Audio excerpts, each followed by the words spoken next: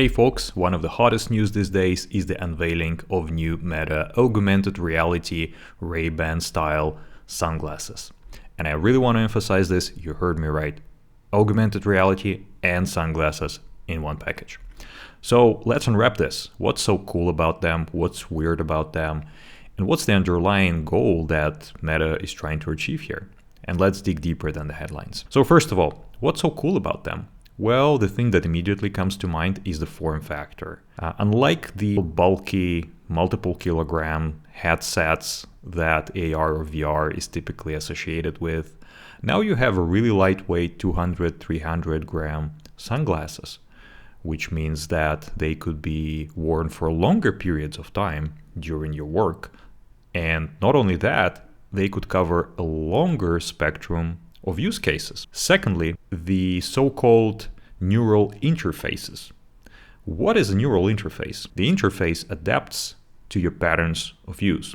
So the screens and the buttons would be placed where you would find them most intuitively right, based on your hand gestures, your eye movements, and your overall behavioral patterns. And the third, of course, are the holograms. So now you can plot multiple screens, your Zoom call, your workplaces, even your private calls to your friends and family, all in one setup, while sitting comfortably and wearing just a single pair of lightweight sunglasses. Well, that really packs a punch.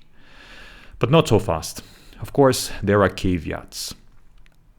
Based on everything that we know, at the current point in time for Meta, it's more of a marketing gimmick and a statement. Why? For two reasons. So first of all, it's the production price.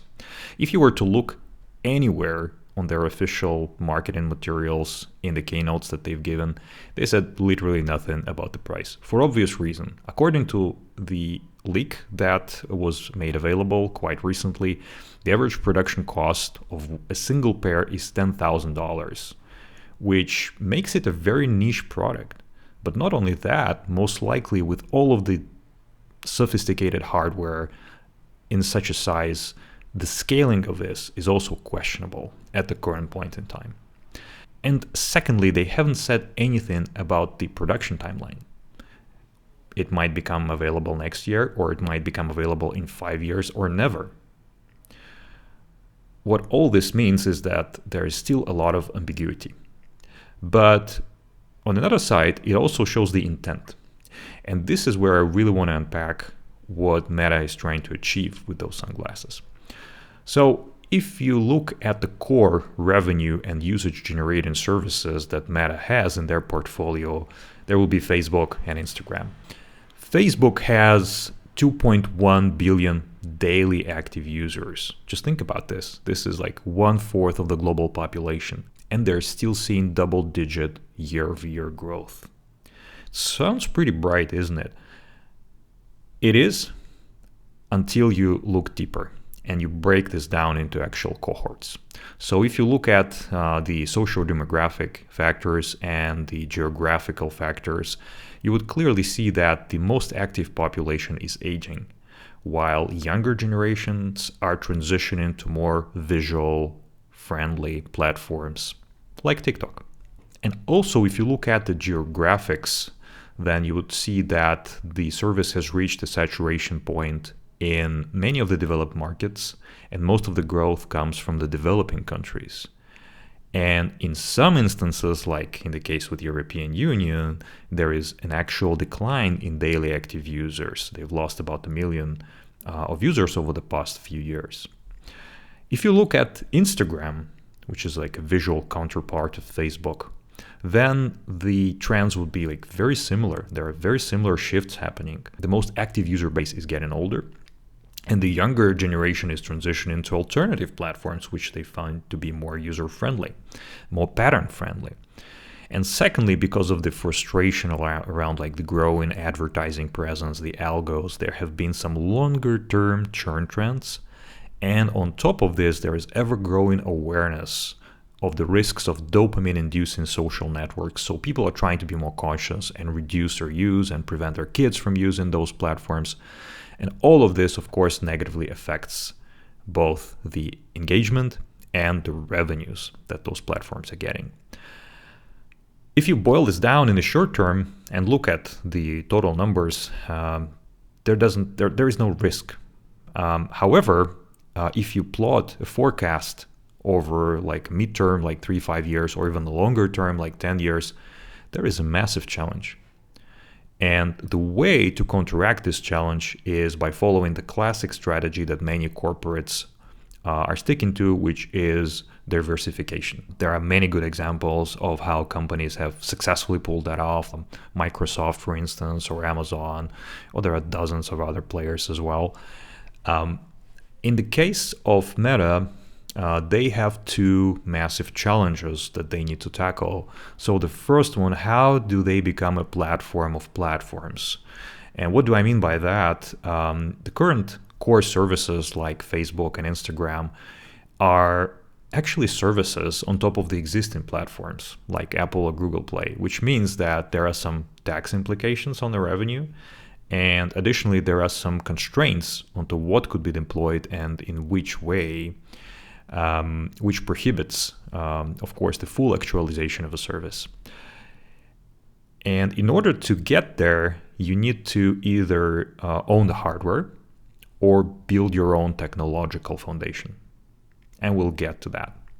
And secondly, of course, the biggest challenge is the change in the usage patterns all across the generations and all across the different markets. So taking all of this in consideration, if you look at what Meta has been doing over the years, it makes a lot of sense. So first, they have been trying to build a foundational hardware. They've invested a lot into the AR, VR. They acquired a bunch of startups, effectively increasing the barriers of entry for other competitors in the field.